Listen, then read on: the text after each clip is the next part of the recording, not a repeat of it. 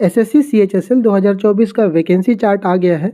मैंने पीछे कई वीडियोस में आपको बताए थे कि एसएससी कभी भी अपना जो ये है वो आपको अपलोड करके पोस्ट प्रेफरेंस भरवा सकता है। कई लोग मैसेज कर रहे हैं कि सर कब तक पोस्ट प्रेफरेंस वाला आ सकता है। तो देखिए वैकेंसी चार्ट इन्होंने रिलीज़ कर दिया है। आप नेक्स्ट वीक, यार मुझे जो डर लग रहा है कहीं कल ना रिलीज़ कर दे, तो यार इसके लिए आप बिल्कुल रेडी रहिए कि कभी भी आपसे वो पोस्ट प्रेफरेंस वाला ऑप्शन वाला फॉर्म डाल करके और ऑनलाइन ये भरवाना है आपका। तो 3 से 4 दिन के अंदर, टाइम बिल्कुल नहीं देगा, 3 से 4 दिन के अंदर आपसे पोस्ट प्रेफरेंस भरवा लिया जाएगा। इस वीडियो में जो हम टॉपिक पर बात करेंगे, जिसको लेकर सबसे ज़्यादा मैसेज या जो पोस्ट प्रेफरेंस सीरीज जो चल रही है मेरी, वो है सबसे ज़्यादा जो रहती है वो दिल्ली को लेकर के रहती है, राइट। तो इसमें हम बात करेंगे कि कौन कौन सी वैकेंसी चार्ट में पोस्टें हैं जो प्योर दिल्ली के अंदर, यानी जिनकी केवल पोस्टिंग दिल्ली आती है, या जिनके अंदर पॉसिबिलिटी बहुत हाई रहती है दिल्ली को लेकर के, और उनके फ़ायदे क्या, उनके नुकसान है क्या, वो आपके लिए सही रहेगा नहीं रहेगा, वो सारा कुछ हम इस वीडियो के अंदर कवर करेंगे।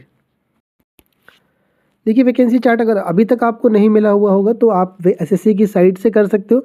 अलग अलग टेलीग्राम ग्रुप पे आपको ये मिल चुका होगा, नहीं है तो मैंने भी अपलोड करा हुआ है, तो आप इसको ज़रूर डाउनलोड करके अभी एक बार ज़रूर देख लीजिएगा कि किन किन डिपार्टमेंट के अंदर आ गया है। देखिए यार मैंने आरटीआई लगा रखी है लगभग, जिनकी भी रैंक बेस पर होता है।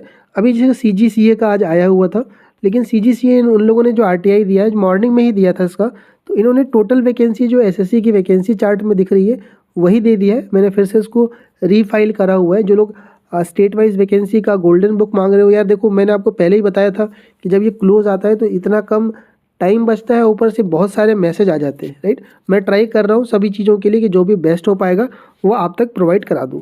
पोस्ट प्रेफरेंस की पेड सर्विस चल रही है। जो लोगों ने इनरोल करा हुआ था, आज बहुत सारे लोगों को कॉल गया है।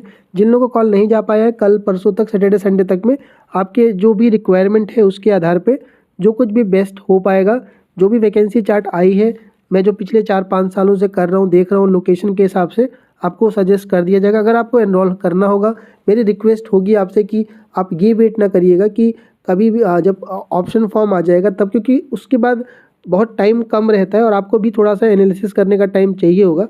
तो अगर आपको चाहिए होगा तो एक बार को आप टेलीग्राम पे मैसेज कर सकते हो या मेल कर दीजिएगा, कोई ज़रूरी नहीं है। बाकी मैं कोशिश कर रहा हूँ वीडियो के थ्रू जो भी आपके लिए बेस्ट हो पाए वो प्रोवाइड करा दूँ। गोल्डन बुक का भी यही है। आरटीआई तो फाइल कर दी गई है, लेकिन अगर रिप्लाई आ जाता है, और थोड़ा समय का भी है। देखिए अगर पोस्ट प्रेफरेंस इसी बीच में कहीं आ जाता है तो समय का बहुत बड़ा वो रहता है, और ख़ासकर पोस्ट प्रेफरेंस में टाइम लगता है तो मेरे लिए दिक्कत होगा। लेकिन मैं कोशिश करूँगा कि जो भी बेस्ट हो पाए वो मैं आपके लिए कर दूँ। देखिए स्टेट वाइज अगर हम बात करें और दिल्ली की बात करें लोकेशन, तो टॉप डिमांड इसलिए रहती है क्योंकि नॉर्थ के कैंडिडेट बहुत ज़्यादा हैं। टॉप स्कोरर में दिल्ली, राजस्थान, यूपी का जो वेस्ट वाला इलाका और पूरा सेंट्रल वाला यूपी जो है आपका, उसके अलावा मध्य प्रदेश, ये सभी कैंडिडेट जो हैं वो कहीं ना कहीं दिल्ली को टारगेट करते हैं। एमईए पहले नंबर पे आती है टॉपर्स की लिस्ट में, हर बार रहती है। इसकी प्रॉपर पोस्टिंग आपकी केवल पोस्टिंग दिल्ली में ही रहेगी, चाहे वो सीजीएल के थ्रू आए एमईए की वैकेंसी या इसके। एमईए में कंफ्यूज मत होइएगा, एक सेंट्रल पासपोर्ट ऑफिस है और एक प्रॉपर एमईए की पोस्ट है। तो जो सेंट्रल पासपोर्ट ऑफिस है उसकी ऑल इंडिया पोस्टिंग रहती है, और ये जो एमईए है मिनिस्ट्री ऑफ एक्सटर्नल अफेयर्स, जिसकी वैकेंसी कम होगी, ये केवल दिल्ली के अंदर रहती है। ट्रांसफ़र नहीं होता है, आपको आगे चल के फॉरेन पोस्टिंग का ऑप्शन मांगा जाता है। कई सारे लोगों का ये रहता है डाउट कि सर मैं अगर नहीं जाना चाहूँ विदेश तो क्या ज़रूरी ज़बरदस्ती भेज देते। जब आप डिपार्टमेंट ज्वाइन करेंगे, जब आप वहाँ का माहौल देखेंगे तो ये सब चीज़ें आपकी बदल जाती हैं। अभी आप सिर्फ ज्वाइन करें, अगर आपके नंबर अच्छे हैं, एमईए के लिए देख रहे हैं तो आप बिल्कुल जा सकते हैं। रही बात मिनिस्ट्री के एनवायरनमेंट की, बात करें इंफ्रास्ट्रक्चर की, तो जितनी भी मिनिस्ट्री आप पाओगे सेंट्रल गवर्नमेंट की, ये सबसे बेस्ट बिल्डिंग या इंफ्रास्ट्रक्चर आप पाओगे अंदर वो एमईए के अंदर ही है, राइट। और अगर हम बात कर ले इन्वायरमेंट के अंदर तो वो भी काफ़ी अच्छा पढ़ाई का माहौल आपको मिल जाएगा, राइट। और 9 to 6 की जॉब है आपकी, तो आपको कोई एक्स्ट्रा वर्कलोड वो कभी कभार अगर आपका सेक्शन ऐसा हो गया तो करने को मिलेगा, वरना बाकी सब कुछ ठीक है। लेकिन जो दिक्कत दिखाई देती है इसमें एमईए के अंदर कि अगर आप बाहर के हो, मान लो आपके नंबर अच्छे हैं, अगर आप कोलकाता से हैं या आप झारखंड से हैं, और अगर आप कभी दिल्ली नहीं रहे, तो बहुत सारे लोगों को ये दिक्कत होती है, खासकर ट्रैवल में। दिल्ली में इतना भीड़, क्राउड का, रेंट का, आप जब रूम लेने जाते हो या रहने के लिए तो इतना फ्री कॉस्ट ऑफ लिविंग इतनी वो नहीं है, सस्ती नहीं है, तो इस वजह से आपको दिक्कत हो सकती है। आपका काफ़ी समय अगर ट्रैवल में जाता है तो आपको लगता है कि कुछ समय बच नहीं पा रहा है। खासकर जो लोग दूर के हैं, दूसरे स्टेट के हैं, वो कई बार ये कहते हैं कि सर मुझे सूट नहीं कर रहा है, तो ये दिक्कत कर सकता है आपको। बात कर लें दूसरी पोस्ट की, तो वो है आर्म्ड फोर्स हेडक्वार्टर AFHQ की भी पोस्टिंग पूरी दिल्ली के अंदर, प्रॉपर दिल्ली के अंदर आती है। आर्मी का हेडक्वार्टर है आपका, राइट। और दिल्ली होने की वजह से ये पोस्टिंग रखी जाती है इसको ऊपर, वैकेंसी ज़्यादा रहती है। जो प्रॉपर दिल्ली की पोस्ट है उसमें सबसे कम cut off armed force headquarter AFHQ का ही रहता है। हरियाणा वाले, राजस्थान वाले और ख़ास करके जो लोग दिल्ली NCR है, नोएडा और आपका गाज़ियाबाद के इस तरफ के लोग हैं वो इसको ऑप्ट कर लेते हैं। हरियाणा वालों के लिए काफ़ी पास पड़ता है क्योंकि दिल्ली हरियाणा के बॉर्डर पे ही इसका ऑफिस है। बात कर लेते हैं इसकी हम कुछ जो कॉन्स हैं इसके, तो उसमें लेट आती है इसकी ज्वाइनिंग। आप मान के चलिए कि सबसे लेट जो बड़ी मिनिस्ट्री है उसमें ये AFHQ आती है। 1 साल का टाइम आप देख सकते हो रिज़ल्ट आने के बाद से। पीछे के जितने भी ट्रेंड देखे गए उसमें लगभग 9 से 10 महीने या 1 महीने, 1 साल का समय ले लेती है। पुलिस वेरिफिकेशन में AFHQ में काफ़ी टाइम लगता है। डिपार्टमेंट के अंदर स्मार्टफोन यानी कि जो आप फ़ोन यूज़ करते हैं वो अलाउ नहीं है। डिफेंस का हेडक्वार्टर, सिक्योरिटी का बहुत बड़ा रीज़न रहता है वहाँ पे, तो बिल्कुल भी अलाउ नहीं है। कीपैड वाले या बटन वाले जो फ़ोन होते हैं वो वहाँ पर अलाउड होते हैं, राइट। और वहाँ पर रूल रेगुलेशन थोड़े ज़्यादा है। जहाँ पर भी डिफेंस का आप ऑफिस पाओगे, राइट, वहाँ पर थोड़ा रहता है। लेकिन जो अदर ऑफिसेस हैं, राइट, वहाँ पर उतना इसलिए नहीं रहता क्योंकि वहाँ पर उतने बड़े रैंक के ऑफिसर नहीं बैठते हैं। AFHQ के अंदर जो भी आर्मी के हेडक्वार्टर है वहाँ पर जो टॉप ऑफिशियल्स होते हैं वहाँ पर बैठे होते हैं, तो इसीलिए आपको वहाँ पर थोड़ा रूल रेगुलेशन का ज़्यादा रहता है।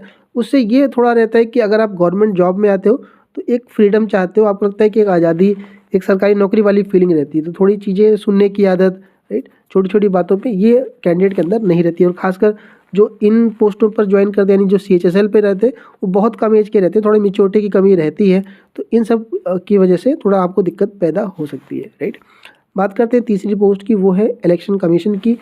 जो चुनाव आयोग है इसकी भी वैकेंसी दिल्ली में रहती है। वैकेंसी कम रहती है लेकिन फिर भी इसको ऊपर रखा जाता है। इलेक्शन कमीशन की पोस्ट CGL के थ्रू भी आती है, SSC के थ्रू, SSC CHSL में भी आती है, LDC की भी पोस्ट आती है, राइट। और बात कर लें इसके काम को लेकर के तो वर्क नॉर्मल है, पढ़ाई का टाइम मिल जाएगा। जब इलेक्शन का टाइम आएगा अलग अलग स्टेट में तो हो सकता है कि कुछ समय के लिए आपकी पोस्टिंग बाहर भी कर दी जाए। बात कर लें सेंट्रल विजिलेंस कमीशन की, CVC, तो सेंट्रल विजिलेंस कमीशन की वैकेंसी कम रहती है, पोस्टिंग दिल्ली दे देगी आपको। वर्कलोड नॉर्मल है आपका, लेकिन थोड़ा ये डिपार्टमेंट अटेंटिव मोड में रहता है क्योंकि इनका काम ही यही है कि विजिलेंट करने का, जितनी भी सेंट्रल गवर्नमेंट है उनको वॉच करने का। कहीं से कोई कंप्लेंट आ गया, खास करके जो करप्शन से रिलेटेड, वहाँ पर भी वो करे जाते हैं कि यहाँ से, तो वो सब भी ट्रैक करने का काम रहता है। थोड़ा सा आपको अलर्ट मोड में रहना होता है। बाकी डिपार्टमेंट बहुत अच्छी है, इसकी जो फेस वैल्यू है वो डिपार्टमेंट की काफ़ी अच्छी है। बात कर लेते हैं हम अगले, देखिए जो 4 पोस्ट के बाद अब मैं आपको बता रहा हूँ मिनिस्ट्री ऑफ पावर को, थोड़ा इसको समझ लीजिएगा। देखिए मिनिस्ट्री ऑफ पावर की वैकेंसी हर साल नहीं आती है। आप पाओगे कि आप अगर वैकेंसी चार्ट पिछले के 4-5 साल के देखोगे तो आपको हर साल ये नहीं मिलेगी, जैसे कि AFHQ MEA रेगुलर आती है। लेकिन जब ये वैकेंसी आई है तो कैंडिडेट्स, जैसे अभी आप जितने लोग पेड सर्विस में इनरोल हो, आपकी ज्वाइनिंग तक मेरे से बात होती है। CGL में भी अगर आप सेलेक्ट होते हो, मैसेज करते रहते हो, तो जिनको ये मिला था उन्होंने मैसेज करा है पहले भी कि सर हमें दिल्ली पोस्टिंग मिल गया। दिल्ली में एक RK पुरम जगह है, राइट, RK पुरम में इसका ऑफिस है। वहाँ पर इनका अलोकेशन मतलब पोस्टिंग करी गई थी। एनवायरनमेंट ठीक था उस टाइम पर जब कैंडिडेट से बात करी गई थी। तो वर्कलोड, देखो वर्कलोड तो मैंने फिर बताया आपको कि अब चीज़ें चेंज हो चुकी है। लगभग हर ऑफिस, चाहे स्टेट के भी ऑफिस में आप देख रहे हो बायोमेट्रिक लग रहा है।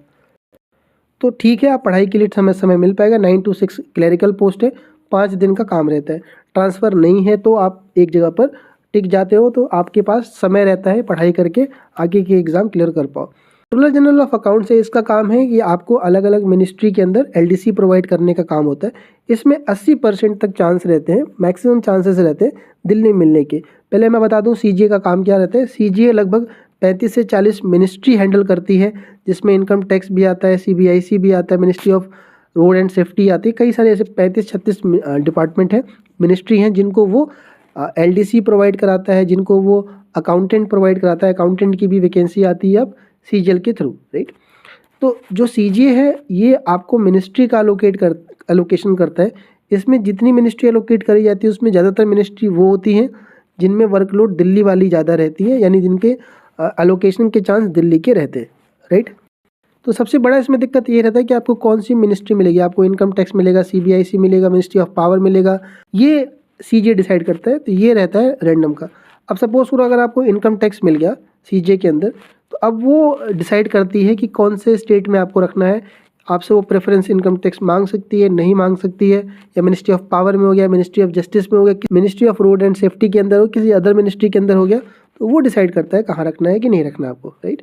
ज़्यादातर एलडीसी के केस में वो प्रेफरेंस ना मांग के अपने अकॉर्डिंग अलोकेशन कर देते हैं। सीजे के अंदर जितनी भी पोस्ट आप एलडीसी के थ्रू ज्वाइन करेंगे, वहाँ पर आप प्रोबेशन पूरा करने के बाद एसएएस के लिए एक एसएएस का एग्ज़ाम होता है, वहाँ पर आप एलिजिबल हो जाते हो AAO पोस्ट के लिए, जो कि 4800 ग्रेड पे की पोस्ट रहती है। लेकिन ये सब कुछ अभी आपके लिए फ़ायदेमंद नहीं रहेगा, क्योंकि एसएएस का एग्ज़ाम इतना फ्रीक्वेंट नहीं होता है, और अभी आप एसएससी सीजीएल वगैरह दे रहे हैं, तो वो आपके लिए ज़्यादा फ्रूटफुल रहेगा। बात कर लेते हैं अगले पोस्ट की, मिनिस्ट्री ऑफ इलेक्ट्रॉनिक्स को लेके। मैंने कल आपको आरटीआई शेयर करी हुई थी। मैंने बताया था कि आरटीआई के थ्रू 14 बताई गई हैं, 10 यहाँ पर और 4 यहाँ पर और 10 यहाँ पर। मिनिस्ट्री ऑफ इलेक्ट्रॉनिक्स के अंदर 2 सेक्शन है, एक तो प्रॉपर जो मिनिस्ट्री ऑफ इलेक्ट्रॉनिक्स है, और इसी का एक सब सेक्शन है STQC करके, राइट।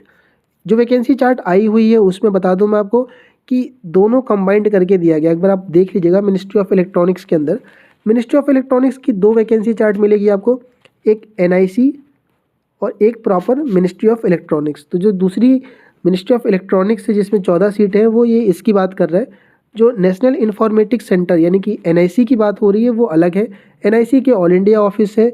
NIC का काम जो होता है वो जितने भी सेंट्रल गवर्नमेंट .nic.in आपने देखा होगा, कई सारी वेबसाइट है जो गवर्नमेंट की, वो होस्ट करने का काम होता है। साथ करके जो गवर्नमेंट ऑफिशियल्स होते हैं उनको ईमेल प्रोवाइड करने का, कई सारे जो वेबसाइट्स चल रही हैं, कई सारे प्रोजेक्ट चल रहे हैं जो गवर्नमेंट के हैं, वो सब कुछ मेंटेन करने का काम NIC का है। साइबर सिक्योरिटी का, जितनी भी गवर्नमेंट कंप्यूटर सिस्टम है वो सब कुछ मौज करता है आपका NIC, राइट। गाइडलाइन सब जारी करने का काम होता है NIC के पास, राइट। तो ये बताया गया है। तो अब देखो दिक्कत यहाँ पर ये आ गई है कि जो 14 सीटें हैं उसमें से जो 4 सीटें हैं दिल्ली के लिए, वो कैसे अलोकेट करा जाएगा, इसको मैं थोड़ा क्लियर कर दूंगा आगे जा करके, ठीक है। वीडियो फॉलो करके रखिएगा। लेकिन जो ये पोस्टें हैं उसमें से आधी जो 4 सीटें हैं आपकी, वो दिल्ली आपको दी जाएगी, राइट। दिल्ली वाला ऑफिस काफ़ी अच्छा है आपका, CGO कॉम्प्लेक्स, जहाँ पर SSC का ऑफिस है उसी कैंपस में इसका ये है ऑफिस है। STQC जो दूसरा वाला है जिसमें 10 सीटें हैं आपकी, इसकी लैब हर जगह पर है और पोस्टिंग भी इसकी ऑल इंडिया रहती है, राइट। अब हम बात कर लेते हैं अदर मिनिस्ट्री। थोड़ा अदर मिनिस्ट्री को समझ लीजिएगा। तो जो ये मैंने बात करी है जिसमें दिल्ली और प्रॉपर दिल्ली और दिल्ली के चांसेस हाई हैं। अब जो ये अदर मिनिस्ट्री की बात करी जा रही है, इसमें से जिनमें रैंक के बेसिस पर, जिसमें सबसे ज़्यादा वैकेंसी रिपोर्ट हुई है DGHS रैंक बेसिस पे, CGCA का, जिसका रिप्लाई मैंने लगाया था 111 वैकेंसी, लेकिन दिया नहीं है। Department of post, right. तो ये जो डिपार्टमेंट है जो स्टेट वाइज वैकेंसी दे करके रैंक के आधार पर करते हैं, डेफिनेटली इनसे दिल्ली से वैकेंसी आनी है, ये चेक कर लीजिएगा। मैं पूरी कोशिश करूँगा जैसे ही आएगा शेयर हो जाएगा अब तक, राइट। तो ये हो गई जिनसे वैकेंसी आनी है। बाकी इसके अलावा कुछ डिपार्टमेंट है जिनकी वैकेंसी दिल्ली से जाती है। 100% दिल्ली में सीटें सारी नहीं रहती है, लेकिन पॉसिबिलिटी उनकी रहती है। जैसे कि टेक्सटाइल है, कोलकाता मैंने बता रखा है कई सारी वीडियो में, कोलकाता और दिल्ली के रहते हैं। कल्चर देख सकते हैं दिल्ली कोलकाता के लिए, पॉसिबिलिटी बेस पर, ऐसा नहीं कि आपको दे ही देगा, पॉसिबिलिटी बेस पे आपको देखना पड़ेगा। CHSL में जो पोस्ट भरी जाती है उसमें रैंडम पोस्टिंग रहती है, इसलिए थोड़ा रिस्क लेना पड़ता है।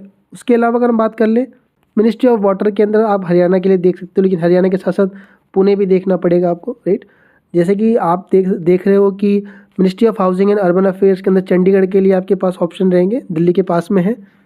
ये कुछ रैंडम वाली हैं जिनमें आपको पॉसिबिलिटी बेसिस पे दिल्ली की तरफ वैकेंसी देखने को मिलती है। बाकी और भी वीडियोस आ रही हैं, आपके जितने डाउट्स है कमेंट में डालेगा, मैं पूरी कोशिश करूँगा कि जितने लोगों का रिप्लाई हो सके वो कर दूँ।